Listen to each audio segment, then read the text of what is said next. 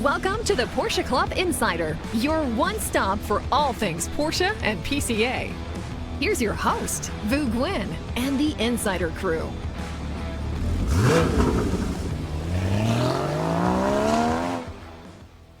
Well, there's no Vu Gwyn. I was going to say. As people watching YouTube can tell, Vu is out on a family vacation slash looking at colleges for his son. He wanted to call in, but he couldn't call in until tomorrow, which would be Thursday for us. But Robert Forsyth, who takes care of our production, is going on vacation. So Wednesday was it. So anyways, here I am with Damon Lowney, our digital media coordinator, and our guest, Bob Miller from At Speed Motorsports. If you watch our YouTube channel, you've seen a lot of videos of Bob talking about the different vintage cars and the history behind them. That and my skinny little legs, which I promised Yeah, to. you're prohibited from We wearing both have shirts. chicken legs. Yeah, I'm going to Chicken cover legs those forever. up next time. Sorry about that. We were supposed to have Alwin Springer on. Alwin was going to come in, and unfortunately he wasn't feeling well, and he didn't think he was up to traveling cross country, so we were going to reschedule that, hopefully sooner than later. We did get the book in, which I was worried about because it was coming from Germany, and it is almost 500 pages long. Wow. Wow. And I got to tell you, we get a lot of books here at PCA because we do a lot of book reviews and whatnot. And a lot of the ones that are about the history of Porsche, you tend to skim through it because a lot of it we've already read. Sure. We know the history, and so I thought about this. Well, I guess I'll skim through this, but I started reading it, and it was really fascinating because there were stories I've never heard before. Sure. And imagine Alwin when he came over to the United States and what Porsche was before Porsche Motorsport, where he started it. I mean, incredible. Well, even before then, this goes back to basically when it starts when he leaves Germany. He emigrates to Canada, and then he happens to stop in California and realizes this is where I want to be. This is sun. It's not cold like Toronto, and he gets a job with Vasek Polak, who, for those who don't know, was a big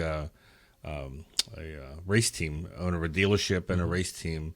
Vasek Polak was legendary in the West Coast, and I guess really in all parts of Porsche history. But he becomes his crew chief, head of the racing department for Vasek Polak. Right.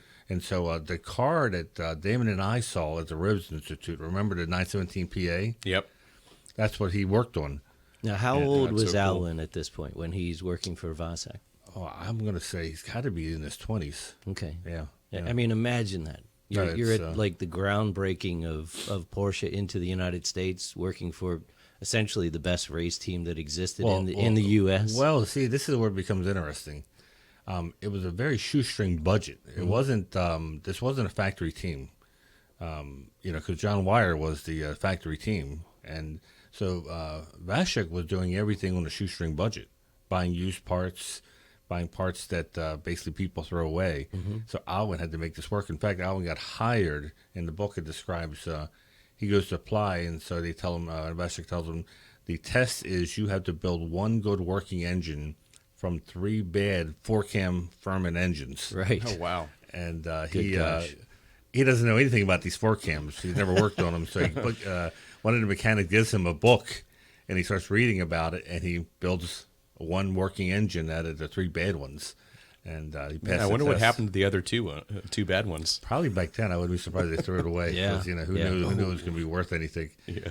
But it's amazing how he adapted to a shoestring budget to make things work and to compete against. He talks about going against Roger Penske and Mark Donohue, and they had to struggle. It wasn't like a new set of tires to solve the problem. They had to work with what they had. Anyways, it goes through like you said, when he starts Andal and with his 2 other coworkers from Vasek Polak, and they become really big because every car that has an Andal built engine is winning. Right. So everybody wants them to build their engines, and the chapters are like a few pages, and it's a very easy read. And I found myself, I read it half of it in one night. You're like kidding. 200 some pages. Oh, Yeah, wow. it was. I thought this could be a Netflix mini drama because you want to keep on reading to see what happens next. So What's you the had- picture to text ratio? I would bet you maybe 40% picture, 60% text. Okay. Okay. And there's a lot of pictures I haven't seen because I guess they came from his personal collection. Oh, nice.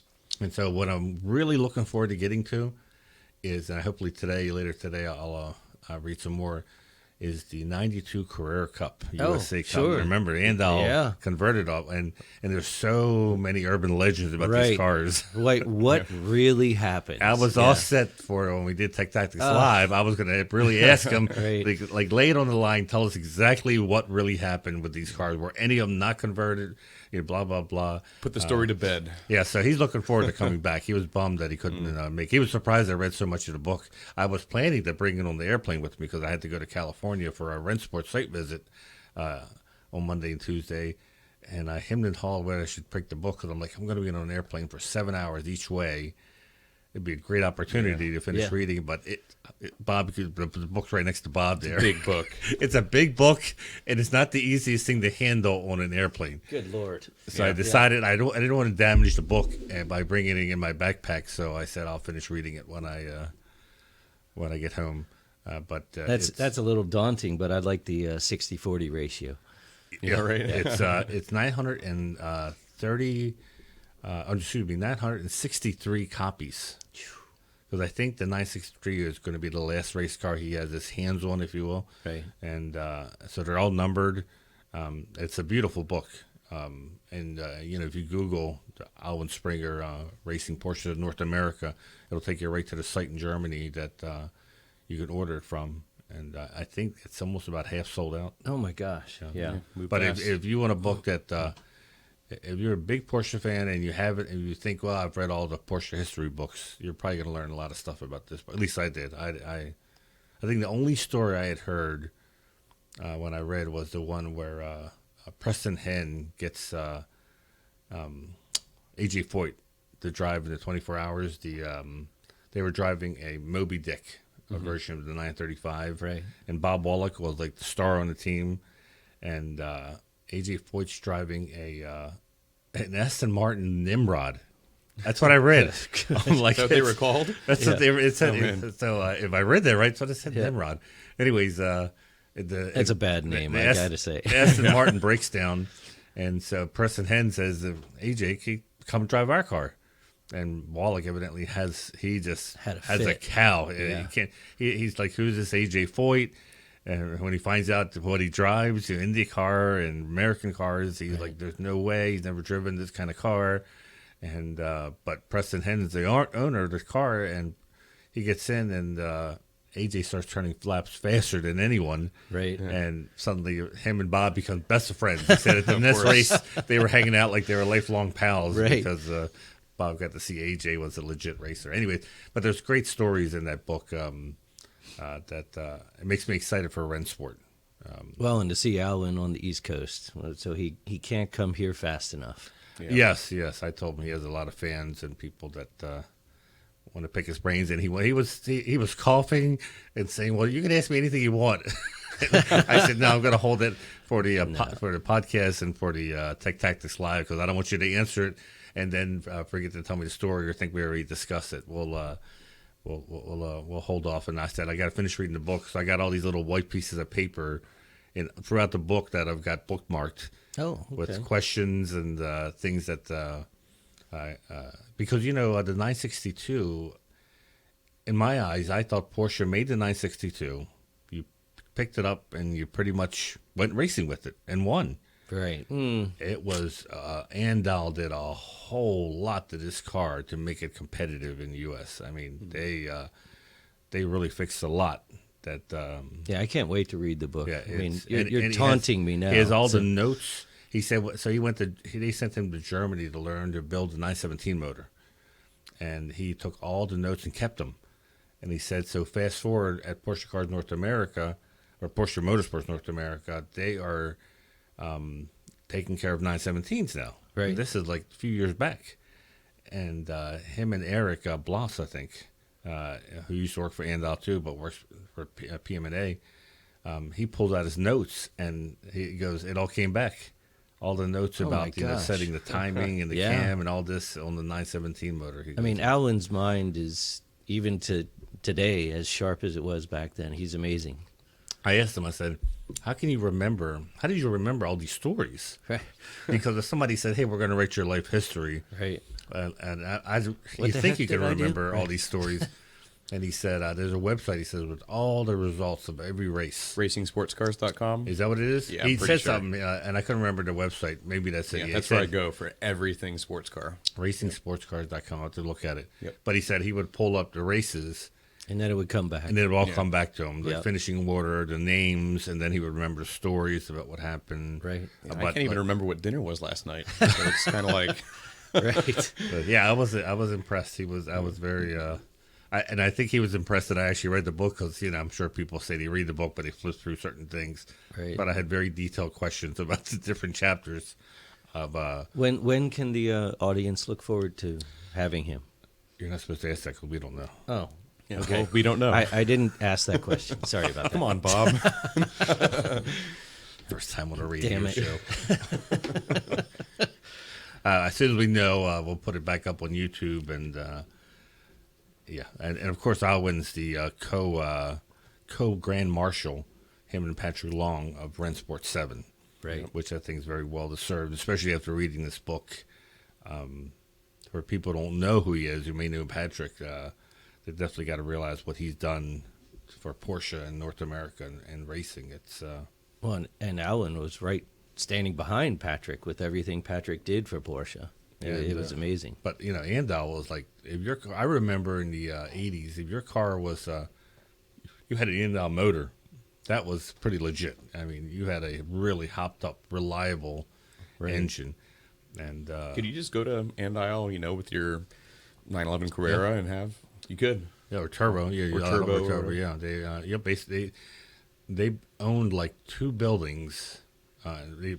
They grew so much they ended up buying this building like across the business park from them, and one was strictly racing, one was for street cars. They had a whole parts business. Oh, that's cool. Yeah, it was, and they had two dynos, I think, engine dynos, and You can see how it was relatively easy to take Andile and convert directly to Porsche Motorsport. Just become Porsche because they were Motorsport. servicing all the race cars Yeah, already, exactly. and they were winning. Right. That they listed like all the teams they were servicing. That so in the beginning they would go to these races on their own nickel to help support the teams, and then as money started coming in, he said he remembered when they actually stayed at a nice hotel, because for the longest time it was him in a van, sometimes just sleeping in the van, Right. and then the driver of the car. That was it. Yeah, people don't realize what some of these people went through to get No, to no. where they ultimately ended up. It's not like Drive to Survive where they're all staying in these chalets. It's you got to start somewhere, and usually that means sleeping in a van at the racetrack. So, what did we do last week? Do you know anything interesting, Damon? I was so focused on finishing the bore scoring video I figured series that I don't think much of the office heard from me Wednesday, Thursday, Friday, and then Saturday and Sunday I was working just to tidy up some last little bits and details, because we know you viewers will call us out if we get any little thing wrong, and bore scoring is a super important subject, and we didn't want to get anything wrong. Cross our T's, dot our I's, and that's what I was doing. So by now, the series has been out for a week or so. Hopefully you've watched it, or if you know somebody who's interested in buying one of these 1999 to 08 911s, Boxers, Caymans, it's a great series to watch. It's probably necessary if you want to avoid some heartache down the road. It's incredible, that subject. Yeah, it is. Bore scoring. It just never seems to run out of information that we're finding out about what's going on, why, how to fix it, how to mitigate it. Yeah. And Damon did a great job of doing a four-part series that is easy to watch. What are they, 15, 18 minutes? Yeah, I they're think, about 20 minutes each. The first one is, what is bore scoring and the history of Porsche aluminum blocks, really alusil and locacil, and how they're different, how they're similar. And if you only had to watch one video and just to get a general knowledge of the subject, it would be that first video, and then probably the third video, which is how to prevent it or slow the progression, is the other really important video, especially if you own one of these cars. But we go over block and surface geometries, such as how the block changes when you warm the car up or when it cools down, and how warming a car up too quickly or too slowly is not great for the engine. A lot of different reasons bore scoring happens. It's not just one thing.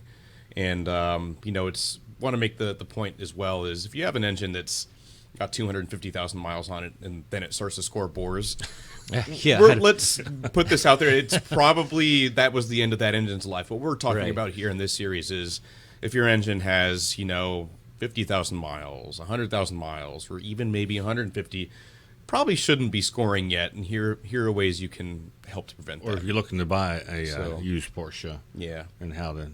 Well, and then also the knowledge of how to actually scope the engine to figure out. If that's a whole other doing subject too. Huh? Yeah, because 9 out of 10 shops will just go right through the spark plug opening, and that's just the top of the piston and cylinder. Mm-hmm. And so, what I think it was Mr. Lake had said, it really starts at the bottom. Starts at the bottom first. So you've got to go through the sump. Yep. If you see it through the spark plug hole, maybe it's not totally done, but it's been doing that for a while. Right. Yeah. Too late. So it's too late to fix it, or prevent it from happening. Yeah. But it's just a lot of misinformation out there. I would probably almost say forget almost everything you've heard anywhere on the internet. Watch the video and you'll be knowledgeable. Because I saw a really great video by another YouTube channel on the 9871 Cayman, and they didn't get the bore scoring part right. And I'm thinking, we just released this video. If only they had watched it, maybe. But yeah, watch the video if you like these cars.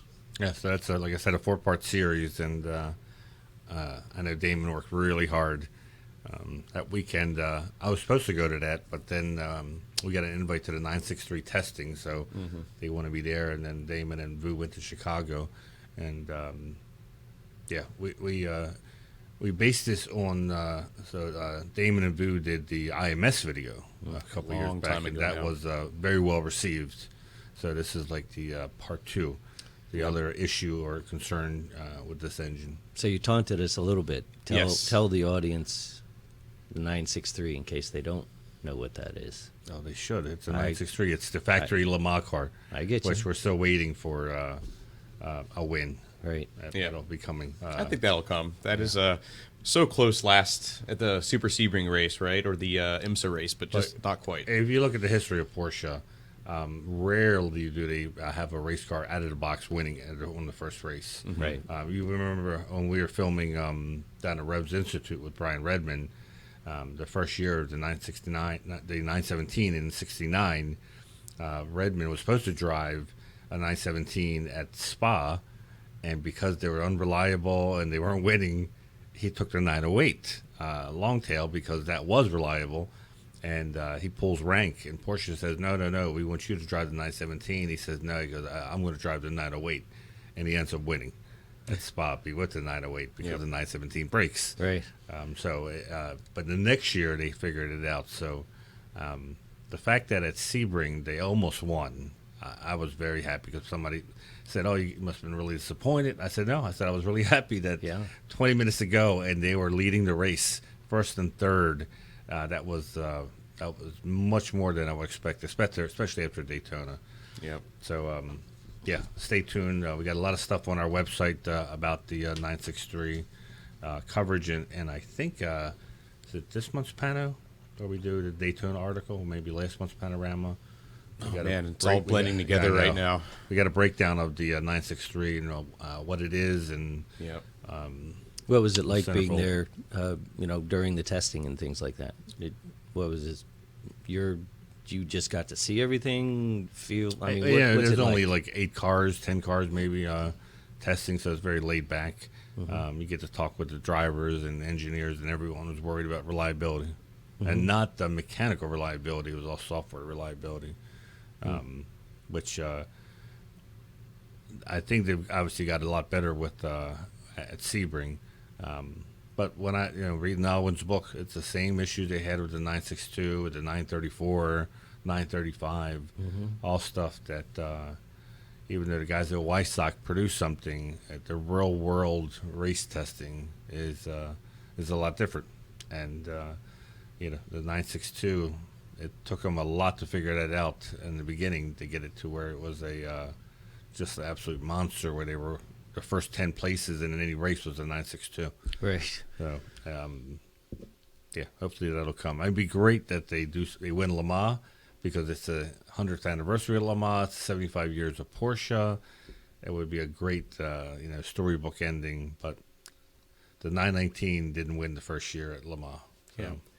So what did you do over the weekend and last week? Well, Bob here sent out an email to some folks and said, hey, you want to come over to the shop and we can test drive some cars? Hey, where was my email? Well, I knew you were working so hard, I didn't want to disrupt anything. Yeah, we had an interesting opportunity. I had brought in a 1992 964 Carrera RS, and the guy was coming up. Actually, he picked it up yesterday. And so before we deliver a car, I always drive it and test it and all that kind of stuff in multiple different situations. And this was the culmination of the testing. Mm-hmm. The only thing left was the steering wheel was a little off to the right. We had set tire pressures and checked everything. The car was fabulous. So I sent out to a couple guys and I said, hey, listen, we've got a couple of cars that you all can drive, from a 1964 C cab bouncing up to a 1968 911L that's been a feature up on YouTube and Instagram for PCA. Yep. And then we could have driven a RS America, but we didn't. And so I threw in a 73T, all original, and then the King of the Hill, the 92 Carrera RS. Nice. Against my better judgment, I invited Manny, and we had 4 guys, 4 cars, and it actually was a beautiful day. Nice. On a Sunday. And, what'd you think? I had a blast. I think the 68 is 130 horsepower. I think stock, but that one's bumped to a 2.4. Oh, really? Oh, yeah. Oh, okay. Yeah, that thing gets out of its way, that's for sure. It's probably 165, 170. Interesting. Yeah. I didn't know that. And I think Robert has pictures of, I took some pictures of, it has those Talbot mirrors, I think they're called, on the fenders. Yeah. Mm-hmm. Oh, my God. Oh, my God. You can't see anything through those. Nothing. It's like looking for a peephole. Right. As far as I was thinking, who in the world thought this was a good idea? So this is the same orange 911. Yeah. Gotcha. Yeah. I'm sure you've seen all these every time they put them on the fenders, those Talbot mirrors. They look great. Oh. They look great, yeah, but oh my God. Probably takes 3 hours to actually dial them in because, especially if you're doing it by yourself, you're sitting there and you have a field of vision that's, maybe this big. Yeah. And you're trying to figure out where in God's name is this thing pointing? Yeah. And then somebody goes up, hey, these are cool mirrors. No, don't touch it. No. Right. Yeah, I decided I'm going to look over my shoulder. Yeah. Yeah, we all did. I gave up. So. Yeah, it was fun going from that to the RS as far as evolution. It was yeah, and that was the goal. I wanted to move people from a 356C chassis, which is sort of the last iteration of the 356, into the last iteration of the short wheelbase, which was the 911L, bouncing up to a long wheelbase, which was my 73T, and then jumping literally 20 years, and then saying, okay, what's the 964 Carrera RS like? And so Manny's done a 1 mile review in the past, so he knows that chassis, but it was an interesting way to get a taste test, if you will, all the way through. Once. Yeah. It didn't seem as loose or when we drove Richard's one at Parade, to me it seemed to have a twinge of oversteer. So it felt loose, and it gave you like this yikes, going around corners, where yours was a little bit more dialed in with understeer, which what I like because it's similar to my race car, 964 race car, which gives, of course, a lot of confidence. Right. When we send a car out, my goal is to set it up so that the world can drive it. Yeah. Not just, like Manny used to race in club racing. I raced a bit in World Challenge. And so you don't set it up for a race car driver. It's just not a good drivable car for anybody. Yeah. And so if you can have a little bit of high speed understeer, that's an easy car to drive. But yeah, that was the goal, was to make it super relaxed when you're driving that car. When you feel a little oversteer and it's not your car and it's worth a lot of money, Right. You end up lifting really early sometimes because you're like, I'm not going to have the tail come out on me and wreck this car that's not mine. So, but yeah, that was a blast to drive. I love the steering wheel, and the whole time I'm thinking, I got to get this steering wheel for my car. It doesn't have an airbag, but wow, it just felt thicker, Real thick, and yeah. it's in the smaller diameter, Right. than. Well, and the Carrera RS, as you know, has no power steering. Yep. So Porsche did quite a bit to figure out, all right, what's the size of this radius that still works, gives you enough leverage without being too big, and then you're working too hard with a real small handle or wheel. So they got it right. It's perfect. The 68 had the big wooden bus steering wheel. Right. that we ran around and went that one hairpin. And, I turned like this, and I realized I didn't have nearly the amount of steering I needed, and I had to reach over, and I felt like I was steering the bus around the Well, meanwhile, you're looking out your Talbot mirrors at whatever's coming from the wildlife around, because you can't see a darn thing. You can't even see a full car in that mirror. You can see, like, part of the car. Right. I had to take pictures of it because I was like, wow, this thing is terrible for any kind of as many cars as I've seen with these mirrors on it. Yeah. It's I've never driven a 964 with the small, those mirrors that attach almost to the aero mirrors or whatever. Yeah, the aero like mirrors. a lightweight, Yes. a C4 lightweight. Yeah. Because you Little drove. blob. No, I Yeah, never you- drove your lightweight. Oh, I thought you had. No. Oh, I was waiting for the invite. but I'm no. sorry. Now it's gone. Oh well. You got to buy another one. Oops. Yeah, those were terrible mirrors. I mean, literally, They look like it. I mean, first of all, they're almost non-adjustable, and then they've got even smaller field of vision than those little Talbots. Because they're Just- so close to the body. Yeah, Right? crazy. So, Yeah.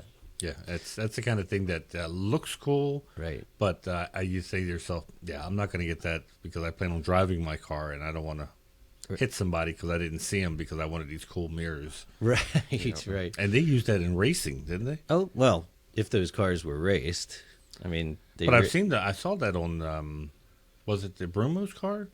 They had that on there? I thought I've seen it on some IMSA cars. I've never paid close enough I don't attention. know. No. I don't know. Yeah, maybe they don't look at their mirrors as much. Well, it doesn't matter. Alwin Springer would say everything in front of you is your competition. right. Everything behind you is irrelevant. But Exactly. anyways, that was a blast. So what's the difference between short wheelbase and long wheelbase when you are driving them back to back?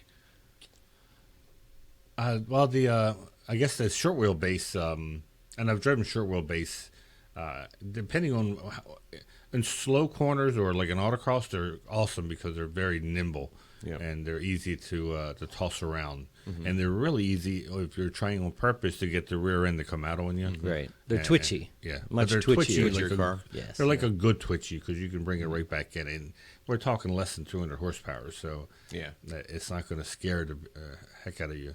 Yeah, you're not throwing it around with throttle. You're throwing it around with weight transfer, moving Yeah. the car around. The car will twitch, rotate, move much, in relative terms, much quicker than a long wheelbase.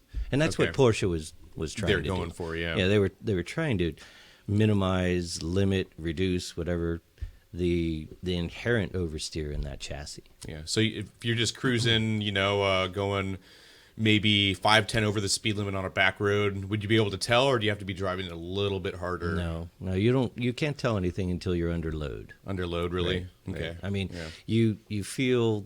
I mean, so much of a car is set up anyway, but you feel the car's willingness to move, but you're not going to feel anything. Oh my goodness, Gotcha. going around highway at 70 miles an hour. Oh, way too much on oversteer. No, Yeah. you don't feel that. Gotcha. Yeah. Okay. Yeah, that's So compare, Manny. Go ahead and compare because it's an interesting opportunity. But what was your sense between short, long wheelbase? They're all basically the same, and then that 964. yeah, it's so hard to compare because the 68 was carbureted, Right. and it seemed to have a very flat spot. The happy spot seemed to be about 3,000, 3,600 maybe, and then it seemed to almost flat spot after that, and it wasn't like willing to pull. I mean, it was pulling, but it just didn't have where the RS. It just kept on. The power kept on coming and coming and coming as you were taking it up to 7,000. Right. And I don't know if that was because of the carburetors or the way the engine. At the time, I didn't realize it was a 2.4. The RS is it's for air cooled. I would think that's got to be the hierarchy as far as there's a whole group out there that loves the 964 chassis, and then there's a whole group that loves the 993 chassis. But I'm not sure they're in love with the chassis itself or the suspension differences. I mean, you and I know there's a huge difference in the 993 with that 5-link system in the back. Yeah. What is it? Semi-trailing arm for the 964? Mm-hmm. Yep. And if you don't have the 993, if you don't have someone who knows what they're doing, setting up the suspension on the 993, Right. they can really make it handle Really like a screw it up. nightmare and give you a bad impression of what the 993 is. If you go to It's your hard shop, to mess up a 964 it's rear true. suspension. If you go to your shop and you say, "Can you set up my 993," and they don't know what the words kinematic toe mean, you probably should go to a different shop. Yeah. So, Especially if you're lowering the car.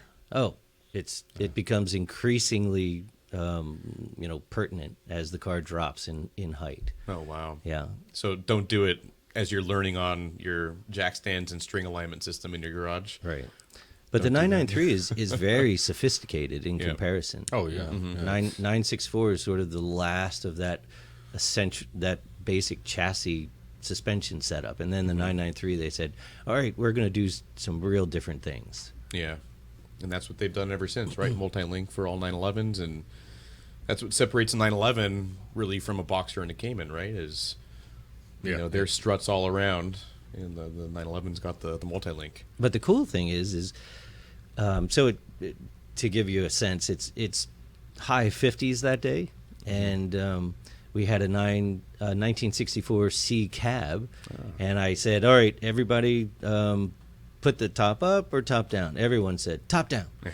So, full heat, windows up, all that kind of stuff. But here's the beginning of Porsche, what led to all this. And still, from 1964, that car is very capable. Oh, yeah. I mean, it whips along the highway. You can sit there, and I won't say a number, but whatever that number is, you can easily do it out on the highway. Yeah. You can cruise any interstate and keep up with traffic. Yeah, you're not like driving a Beetle where you're stuck on the right side because you're at top speed at 64 miles an hour and you're holding with the grip of death. Yeah. You can easily keep up with traffic. Grip of death. I love that.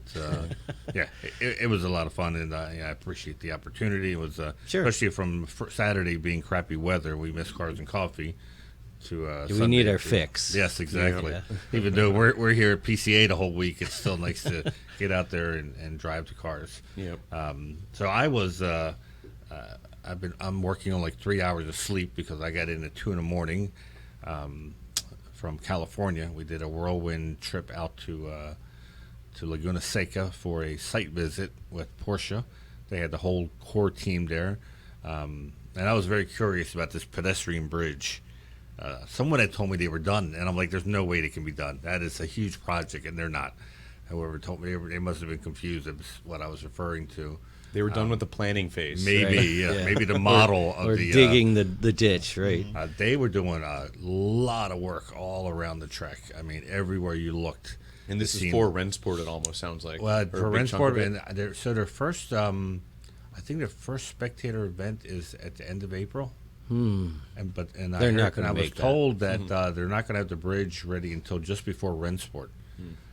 But the other parts, you can I have some pictures for those watching on YouTube. You can see there's a lot of construction vehicles on the track itself, and it was around the track. It's sort of all the folks were from Ren Sport planning were there, and they were actually it was like a 4-day visit. We were just there for half a day for the PCA part. Because Melanie and I had to get back because. As we're recording this podcast, they're getting ready for Phase 2 registration. So we didn't stay for the whole thing, which really didn't involve PCA. If you've never been to a racetrack in your life, this is probably the quintessential racetrack, almost in the United States, North North America. You're in the heart of gorgeous Monterey. This track itself, from a driver's standpoint, is amazing to drive. Beautiful views from different parts of the track where you can see all kinds of racing action. And then at night, you say, what a great day, and you go down into Carmel and amazing restaurants and incredible metal and cars that are usually just trolling the streets. Incredible facility, amazing facility. It's rare to have a racetrack. I know I'm saying amazing. Right next to it really is amazing, Yeah. right? It's rare to have a racetrack just right next to such great amenities. Like some of the great racetracks out in the middle of nowhere. Or, Indianapolis. Oh boy! And before somebody comments and says, "Well, they should move it to the East Coast," the issue really is that it's more than just a racetrack they're picking. It's part of their lifestyle they're looking at, and boy, like Bob said, it is hard to beat Laguna, because I always tell people, when I tell my wife I'm going out to Ren Sport, and she asks where it's at, and if I say Laguna, she says I'm coming. Right. If I say Daytona, she says, when are you coming back? Right. Yeah. Because she's not a race fan, but for her there's Big Sur, there's Carmel, San Francisco. There's so much to do. The wine country around there. This isn't a plug for California, by the way. No, but it's just. I love California, and of course the weather. Right. The weather's the chance of rain is minimal compared to East Coast or a lot of other parts of the country. The only place I can think, Manny, you tell me, but the only place that might be able to give a little bit of that type of flavor would be Road Atlanta, only because you're near Atlanta. No, I don't. No? So the track itself is where pretty else, far. What I mean is, if you're moving to the East Coast, where would you put it? Because think about 10 minutes from Laguna, and there's wineries. There, I think about all the places houses they rent. Right. And There's nothing like it. No, So, it's- all right, that's it. We're leaving it over I would the West argue Coast. Road America for Ren Sport one of these days. I would love to see it at Road America. But the problem with Road America is they don't have the facilities to support close by. Yeah, there's nothing close Yeah, by unless that's the problem. very different feeling. And the I little agree. town gets overwhelmed. Yeah, And most of the foreign drivers, when they come to the Porsche plots, and they're always asked the factory drivers, what's your favorite track in the U.S.? And it's almost 100% say Road America, because it reminds them of the Nürburgring, and because there's so much green and trees and whatnot. But once again, when you're expecting 100,000 people for 4 days, Yeah, forget it. Monterey is. and once again, you got to have something for the other half of your life that maybe not be a car person or a Porsche person, and they want to do something else. It's got to have that kind of entertainment.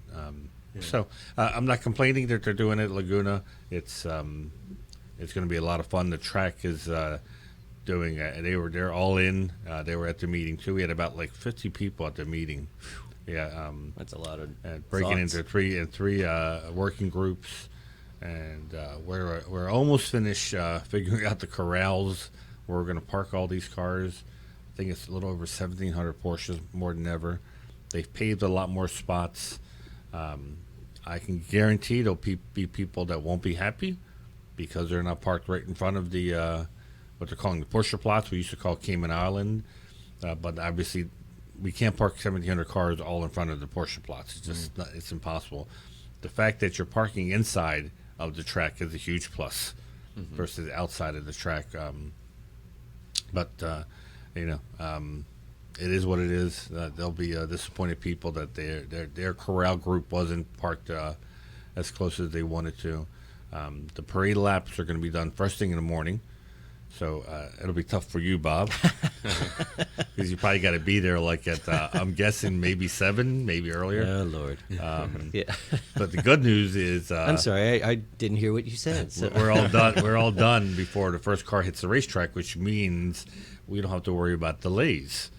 When you're doing it at lunch, if there was a serious accident and they had to clean up the track, then they take that time away from parade laps. Here's the funny thing about Laguna: you may get a delay because of fog. Yep. I think they can still at parade laps. Maybe racing they can't. Yeah. Yeah, because racing you got to see corner to corner. Yeah, you had to see corner to corner, and we've been delayed many times. You literally couldn't see 100 yards. Maybe they'll let us do Yeah. more parade laps. But the corner workers usually aren't out for parade laps. They're eating lunch or take. Right. The idea is they're parade laps, not qualifying laps for people watching. All right, Ed. So, as the ex PCA national president, now working for PCA, the club itself, what are you going to drive for the parade laps? Well, we're gonna have a rental car. I was What? going to say. No. Yeah, Southwest doesn't let you bring cars on board. They have pretty strict size for overhead compartments. Yeah. Actually, last time we were so busy that we got to wave to everyone leaving. Ideally, and I usually tell people this. I say, walk up and down the line of parade cars and start talking to people that are solo. Right. And odds are they may let you ride shotgun with Can I them. jump in? And I used to do that at all the tracks. I would pick my favorite car and start talking to the person and say, hey, do you mind if I run shotgun in the parade lap? And I never had anybody say no. They're like, yeah, sure, go ahead. And That's good advice. the best was in Yep. Coda. I saw 996 GT2. I'm like, oh, this is one of my favorite cars. Yeah. So I started talking to him about it, and I asked him, can I ride along? He's like, oh, yeah, definitely. Turns out it was Paul Walker's ex-car. Oh, my Paul gosh. Walker and Roger was Rodas. it Rodas, yeah. He was telling me, he goes, I didn't buy it knowing that. He said it was until I got the car at an auction. He said, I was trying to clear out the numbers inside the infotainment center. Right. Paul's And he goes, home. just for fun, I Googled the number to see who it belongs to, and it comes back this company.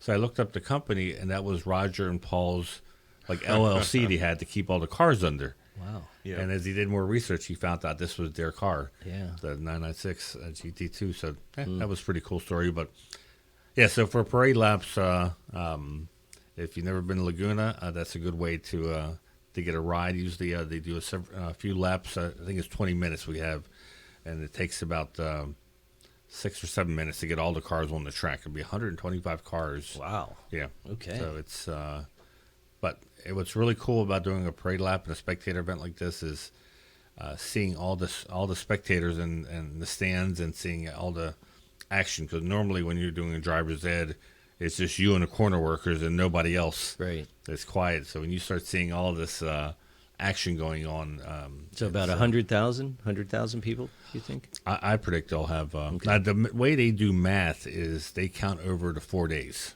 So you're looking Okay, averaging 25,000 a day. 25,000 a day. Yeah. Saturday's the busiest day.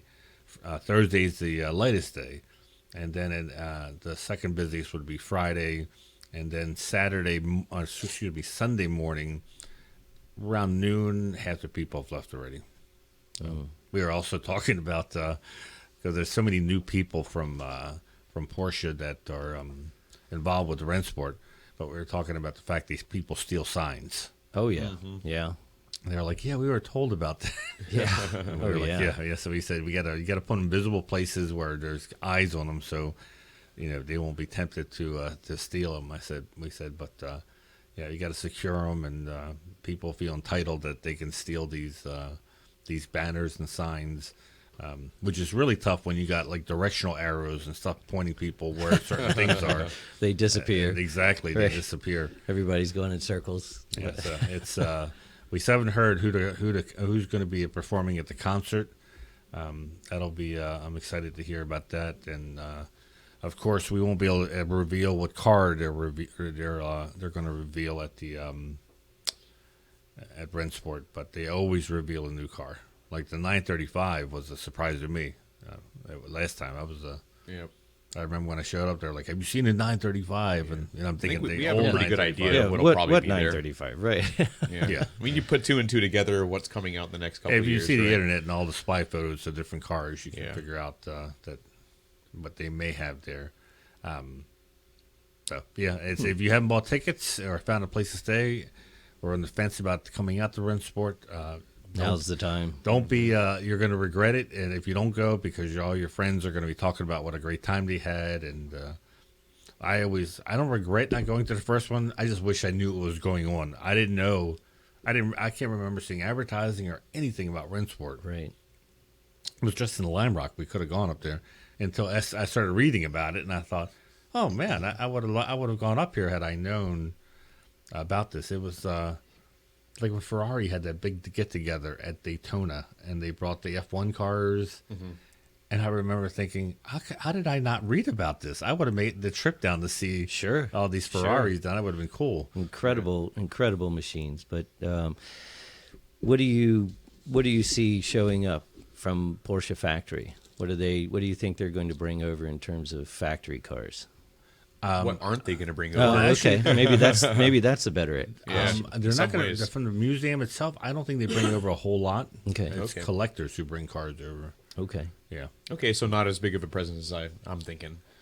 Well, they don't need to because the collectors they're already over here. Yeah, they have the cars. Yeah, what a way to showcase. Hey, I've always assumed that a lot of those cars, because there's so many, and the things that they put into their what do they call it? The historic walk in the paddock area where they have one of each, car. Yeah, so last time it was called a Chopard tent. The Chopard tent, yeah. But I think they're going to have a different sponsor. I assume those were all factory cars, but... No. Okay. Remember the 91730? That's all privately owned. That was part of the Matt Rendell collection. Okay. And like they had 91710, that was Brumo's. Yeah, a lot of these cars are private owners that Porsche is in contact with right now. And...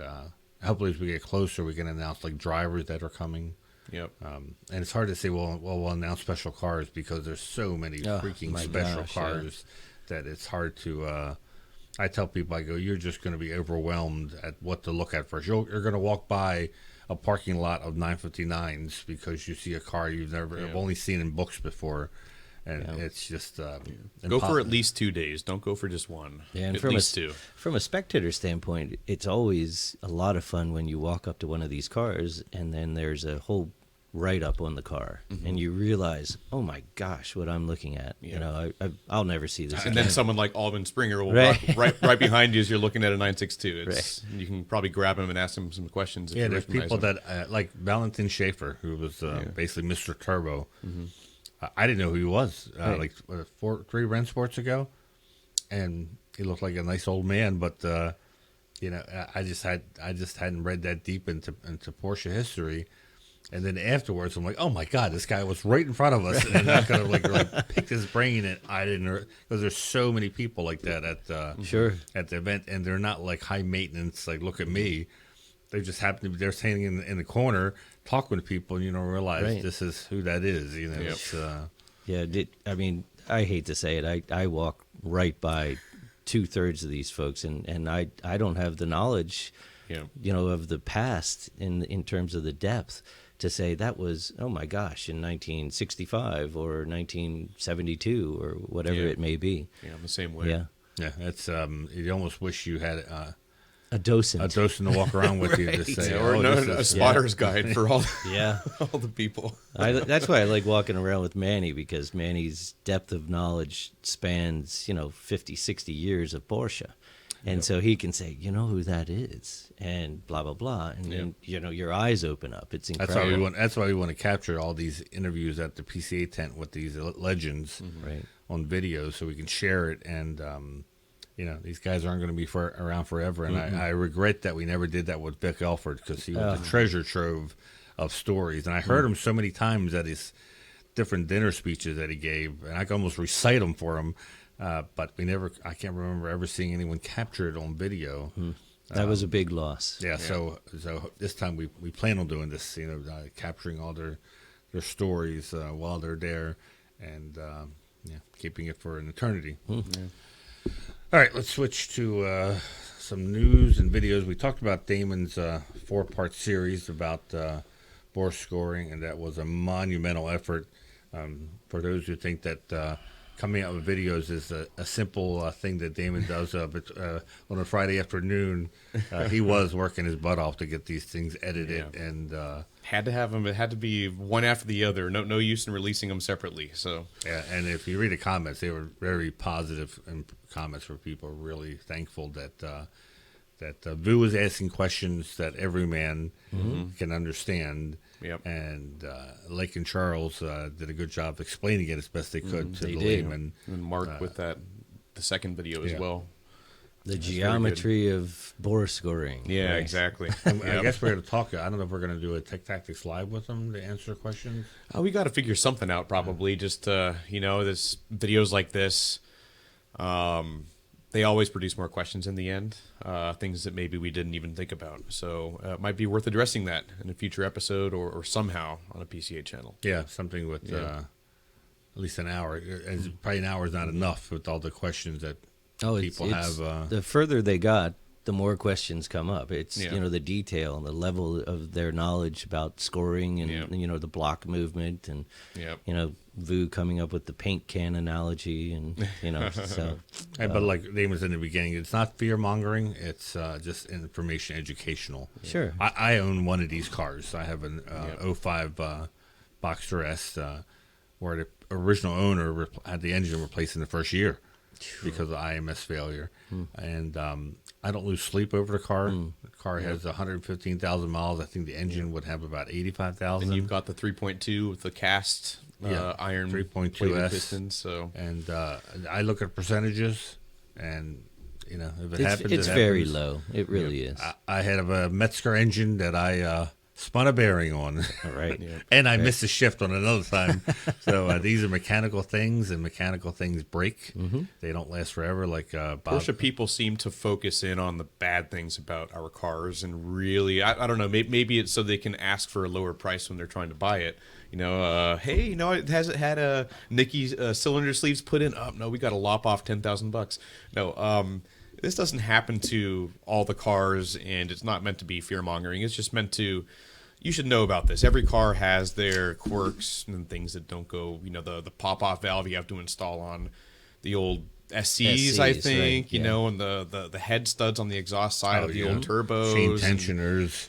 Yeah, every car has its thing, and those have been solved probably decades ago now, and we're still figuring out new things that are going wrong with these newer cars. So, And like you said earlier, if your car has 200,000 miles on it. Yeah. Scoring a you borer, got, you got then- your money out of it. Yeah, seriously. Exactly. I always joke with my Suburban. I think we replaced the I think it was my Z3. We replaced the starter or something. It was 200,000 original. Yeah. And I was so disappointed. It only lasted 200,000 miles.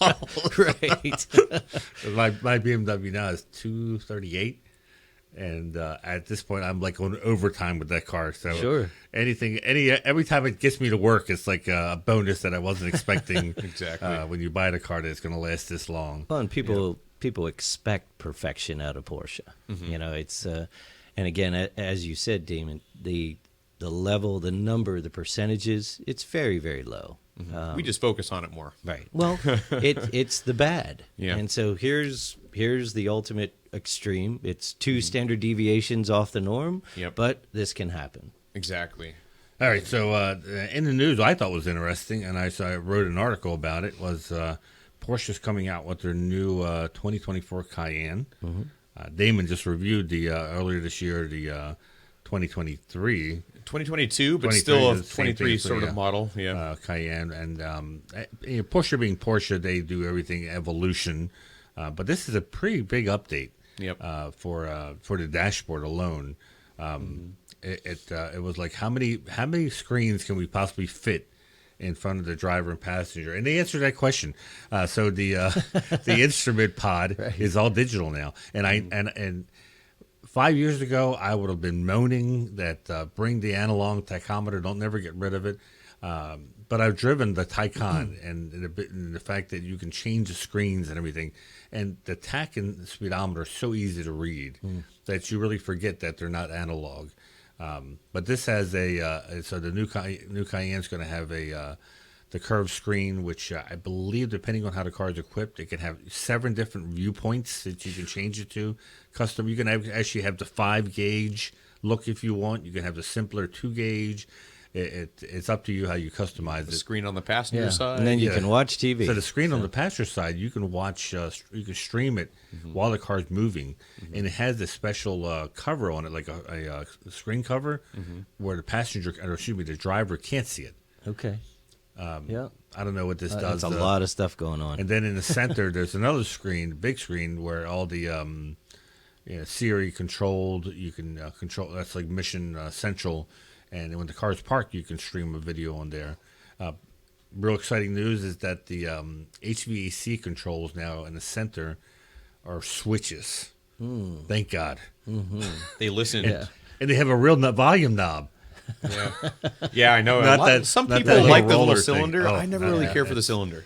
Yeah, I didn't like that The either. gear selector is like a Taycan, and I can't tell you when I drove the Taycan how many times I left it in gear and got out of the car, because you're used to having a stick and moving it forward to park, Right. And there you just hit the P, and it puts it in park, and first time I got into the Cayenne, it started rolling, or not the Cayenne, the Taycan. I was like, whoa, whoa, whoa. What's going on with this thing? So I had to mentally say, you got to remember to hit the P before you get out of the car. So is that the next iteration? Yeah, all the cars are going I think to they're that. all going. I saw a spy shot of the Macan, and that looks so similar to. I mean, the even Cayenne. the 3RS that you and I saw up at Tech Tactics, it has a lot of this screen sort of layout. It's the Porsche driving experience, or is that what it's called? The subscription thing? No, this is like a whole interactive thing they're calling it now. I thought it was called the driving experience, where It's how they set everything up. yeah, and- everything's up to your Right. particular taste, how you Right. want it. Since it's all digital, you can change the Gotcha. screens, and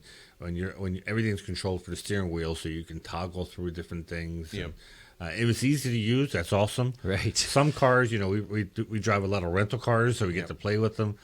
I was driving the Jeep, and wow, Oh, yeah. I would try to toggle through. What's going on? And you're like leaning into the screen because it's small, trying to read it as you're driving. Yep. It's some people have some things to work out, so I'm excited that hopefully we can get a press car in here and play around with it. Yep. I guess you heard that. Obviously, we talked about this a few episodes ago. How Porsche had their annual report, and they talked about their big mission is 20, and the 20 means 20% margin. Margin, yes. And so, hey, guess what? They raised prices on everything, and everyone's like totally shocked Right. that they raised prices. Right. And I'm like, did you not read or see a report that Porsche needs to, Right. not needs to, but they. I They're think they one of figure the people most- are already paying yeah. enough already. Well, they're one of the most profitable, companies why. in the automotive world, and there's a reason. Yep.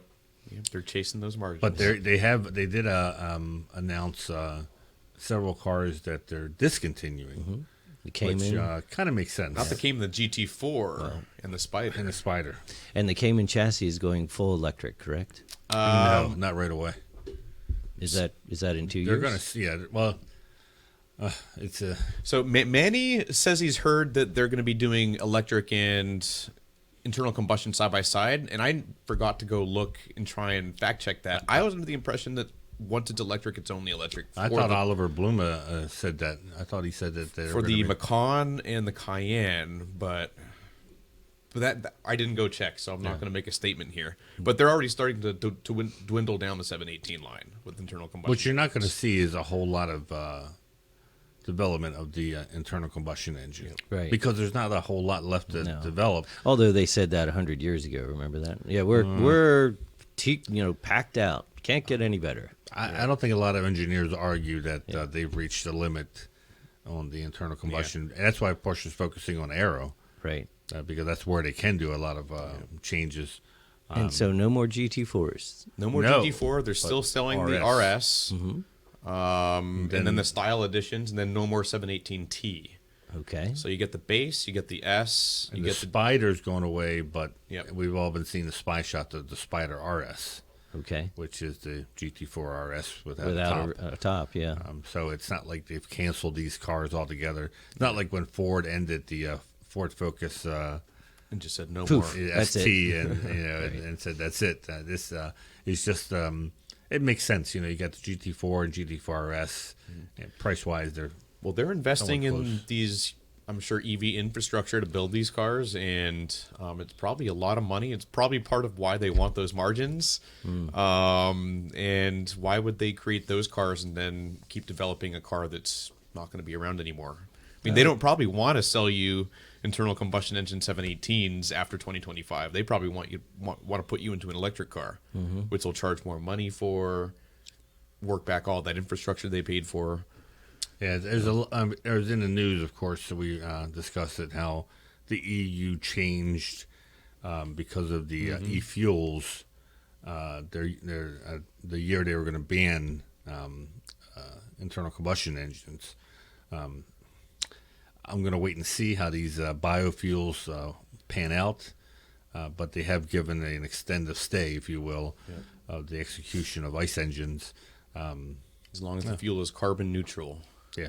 You know, it's amazing if you think about it. Imagine being Porsche, and one year you have X, restrictions, standards, and then the next year they say, poof, that's it. Yeah. We're going full electric by 2030. Make it up. Yep. And everyone's staring at each other going, you've got to be kidding me. Yeah. And but that's just this country. Right. This country Right. isn't yet. They're going to do it 4 years later. Exactly. And then this country is going to do it 7 years later. Yeah, and then man. the administration changes, and they come back and they say, Change their mind. No, we're going to change our mind again. Yeah. I mean, it's got to be tough for an automaker. It's amazing. Especially when you figure out how far ahead they're planning these cars. Yeah. Well, that's probably why a lot of those European brands, Peugeot, Renault, they just said, screw it, whatever. We're not going to sell cars over in the U.S. because it's too much work to federalize them, right? Well, especially for the little bit that they sell. That makes total sense. Yep. Yeah. I mean, that's why Porsche didn't bring over a lot of cars, in the 90s because of it wasn't worth it. For the few they were selling, that they weren't going to make changes just to be able to sell a few, and financially didn't. So make have you sense. guys, here's a question off topic. Have you all had an electric car that someone gave you, a dealership, where you could live with it for a month? No. The Taycan, which I only drove, moved it from one parking location to another at Parade a year or two ago. I could live with that if I had a charger at my house. Are you asking if they gave us one, or what are we? I'm saying, has PCA been able to do a little bit of a drive / study / hey, we've lived with not this yet, thing? but we're actually we're in contact with Porsche Cars North America, and we're expecting a Taycan GTS at some point. Okay. In the next, it's been pushed back, I think, by a month. It looks like, but hopefully, sometime in April, May, we get a week long. I'm curious to see what it's like because I got the longest commute. Yeah, exactly. And I love electric cars, and as the price comes down, I would not be hesitant at all to get an electric car and to use it for commuting. Sure. And I would. I'm dying to see what life is like with the Taycan, and I would love to schedule a long trip because I don't think there's any argument about commuting. If you get a level 2 charger, you plug it in every night or every other night or every how third far night, can you drive? depending on. But on a long trip, what's that like? Right. Because obviously with gas, you just pull the next exit, fill up, and it's not. You're not even looking for gas stations. You're trying to find the best price on gas, Right. or which has the best bathrooms or the best snacks on it. So for electric, that would be interesting. How long it takes to charge? How much out of the way am I going, or is it inconvenience me for a long trip? That's what I'd be really interested in. Well, the amazing thing is the range anxiety syndrome. You're sort of mapping out your trips. Yeah, you got to pay attention more. Where with the gas cars, you jump in and We're not too bad here on the East Coast. Right. I know there's places out west where that's a definite issue. Yeah. How can you make it? Yeah. And luckily, electric is. Think about the guys that are trying to push hydrogen. Right. That's even harder. Here's my hydrogen filling station. It's 500 miles away. Yeah, So. it was funny too. I shouldn't call it funny, but there was a hydrogen Toyota that was supposed to be in a race, and I believe Akio Toyota was supposed to race it. And this was a week or two ago. I saw the headlines, but it had a hydrogen leak and it caught on fire, so they didn't race it. Oh my god! And it was like, well, There do you you really go. want hydrogen? Right. So I know I got us off topic. I was just curious. no, it's all good. Electric. Yeah. It's the wave of the future. So wonder what it's really like in the real world. We are so at the beginning, and I tell people, I remember when I was 18, I was selling electronics at Macy's, and when I started, they had the CD 101 by Sony, which was like $1,200, and you had to look hard to find places that sold CDs. The CDs were triple the price of an album, Right. And at Macy's, they had like 30 turntables and one CD player sitting by itself in the back, $1,200. Wow. A year later, it was the opposite. We had one record player and all of these CD players. Right. And they were half the cost. 2 years later, you could buy them for like $99. Yep. Right. So, and that was like it went from like a single beam to triple beam, and it was just it's just evolution, you know. It's don't expect that the first gen is going to be the way it's going to be forever. Well, Manny and I have a mutual friend that got a Taycan allocation, and it was sort of always iffy whether or not he was going to keep it. He drove it, came back, and I said, well, what did you think? And he said, that is one of the best cars I've ever driven in my life, ever. Yep. And I said, you mean electric cars? He said, no, one of the best cars. Yep. And so, you know, Porsche is evolving just like everybody else, but it sounds like they're hitting it out of the park. Yeah. My short time, the Taycan feels like a Porsche. You know, it's the first impression I get. Yep, exactly. Yeah, I agree. It's you forget you're driving an electric car. Even the weight doesn't. I thought the weight would really bother me, but nope, it doesn't. We don't talk about weight or hair in here. So. Mine's growing back. So I was amazed this was in the news.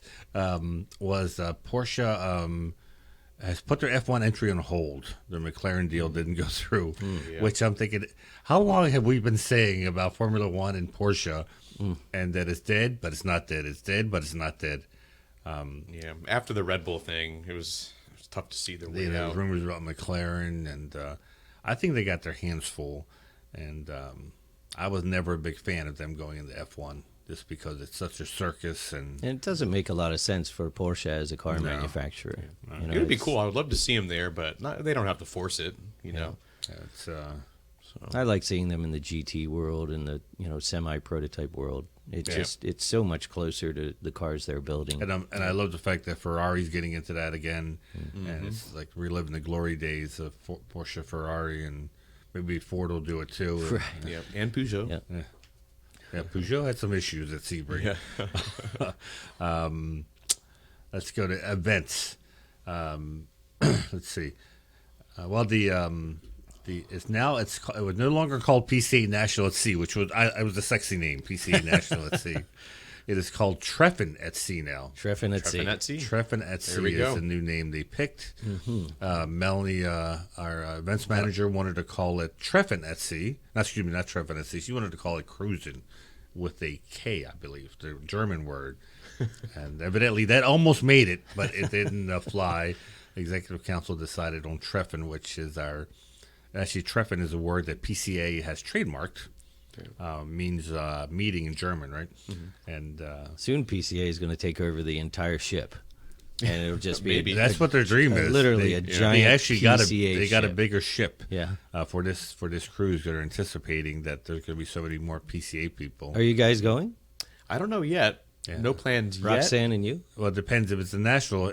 We talked about having a tech tactics, so if they need me to run it, I'll go. Oh, boo-hoo. I'm not a. You know me. I'm not a cruise person in the sense that I can't lay out in the sun. I can't. Right. I try to find a shade in places. So No, there's plenty of shade. Don't worry. if I can stay at home, I don't have to go to a boat to find shade. And when everybody says, "Yeah, but you can drink as much as you want, eat as much as you want." Yeah, but you don't drink a lot. I don't drink, and I'm not supposed to eat as Right. much. So. Check. Yeah, Okay. it's like sending an alcoholic to a booze fest, a booze Right. cruise. Oh, I had a ball. Thanks. Yeah. We have the Porsche plots at Laguna Seca, minus maybe the pedestrian bridge, on May 12th through 14th. You can find that on our website. And the Kentucky region, this wouldn't be the Kentucky region. This would be, they're having a weekend getaway. They're called it's at the Schwarzerberg. Here we go. It's Wilderness Trail. I'm sorry. I was looking at Kentucky, and I even picked this. Backroads Appalachia. I love these type of events. I call them multi-event weekends, or they're known as multi-event weekends. And you have multiple regions that show up, and it's a driving tour, social. It's people sometimes call it a mini parade or mini Treffen. It's a lot of fun, and that looks like 500 miles and during that period. That's a lot of driving, That is a lot of but driving. it looks like great roads. So yeah, check our Kentucky Weekend Getaway. It's called. It's Wilderness Trails hosting that. So next week, I think Vu will be back. because I do not like this center part of the table. I am so used to, I sit where Bob sits, and I have a place for my laptop, and it's unobstructed. And You're Vu out of the. Vu doesn't use a laptop, so I can see why it doesn't bother him, because he doesn't have to look through his microphone to see the laptop. And screen. Vu is where today? I'm sorry, you probably said that early on. Vacation, I guess. Is right? he? Good for Vacation? him. No, Where was looking he- at where was he colleges. looking at That's colleges? right. Colleges, yeah, vacation, quote unquote. He was in Alabama in Birmingham for the Executive Council quarterly meeting, and then I don't know if his family flew out to meet him or how it worked, but then they were going to was it Houston, I think, to look at colleges for his son. I'm not He sure. told me, Boy, that's amazing. Yeah. but Vu's kids going to college. Yeah, I mean, when I got here, I was 26 when I got to PCA to work at PCA in 2014, and like his kids weren't in high school yet, and now like 2 of them are in college. Yeah. So we hired Vu. We did the interviews. Loanne was pregnant with Jonah. oh my gosh. Yeah, so that was third a- kid. In fact, Jeez Louise. next show I'll bring in his first meeting he went to as executive director was in Reno, Nevada, and we met. It was our quarterly EC meeting. I think I was secretary. I was secretary at the time, national secretary, and we went to Ranson Webster's collection, and we took a picture in front of the 804 Formula One car that Ranson, I think, had recently acquired. And That was one of the cars I transported back from Laguna. Was Oh. Ranson's car. His the 804. No, the 70. He had a 74 RSR. I think. Okay. Yeah. So this was anyways, I'll have to bring it in. I found that for all my stuff I'm going through. And I look young, and so does Vu. Vu looks like he came out of high school. Yeah. Well, he still does. That was, It's like Eddie Munster. He just never ages. You know. yeah, that was, Eddie, he aged. In reruns, he never aged, but he aged. It's a funny photo. I'm coming across some old stuff. Anyway, so we'll be back next week. And if we have anything else, nothing else, hopefully this will be sunny this weekend. We can do a Cars and Coffee. And do stuff with the cars. Thanks for having me again. Yeah, thanks I for coming appreciate on, it. Bob. Thanks for joining. Yeah, sure. You filled in nicely. Hopefully, Alwin, if you're listening. Yes, we miss Hopefully you. You're feeling better by the time this comes, and we want you to come here so we can take you for crab cakes. There we go. And maybe some Italian food down in Little Italy. Pit beef. Yeah. Oh, yeah. Pit beef at the Gold Club. All right. So thanks for listening. If you aren't a current PCA member and own a Porsche, what are you waiting for? Be sure to have your VIN handy. And for those who don't currently own a Porsche, but you're looking for one, check out our test drive program. Basically, we want you to join PCA. Right. It's only $46. You get 12 issues, printed issues of our award-winning Porsche magazine called Porsche Panorama. And, of course, if you're looking for a Porsche, you have access to the member classifieds. We're a great place to find member Porsches, which are the ones that are always taken care of. Remember to follow our podcast Instagram page to see behind-the-scenes photos and videos, Porsche Club Insider, all one word. And also follow our Porsche Club of America Instagram page, which is just called Porsche Club of America, right? Yep. Yeah, Bogdan does a phenomenal job of It's gone crazy. Yeah, good for Bogdan. of trying to find the next viral video. And I love Bogdan's enthusiasm. Every video he said, this is going to be viral. I can tell this is going to blow up. This is going to blow up. This is going to blow up. Or simply comment. If you want to leave a comment, go to YouTube and leave it on our podcast video. If you want to stay in touch with all things PCA, remember to subscribe to our free PCA newsletters at pca.org/newsletters. And that's we have it on the screen right now. It's eBreak News. That's the big daddy. That's the one that Damon does every Tuesday. And if you don't subscribe to any of them, make sure you do eBreak News, because that will have all the latest information. When people say, I didn't hear about that, that's because they don't subscribe to eBreak News. Performance News is for the four-door Porsches, and our newest one is Mart Fresh, which is just about the cars on the classifieds. And if you're looking for a Porsche, you definitely want to subscribe to Mart Fresh.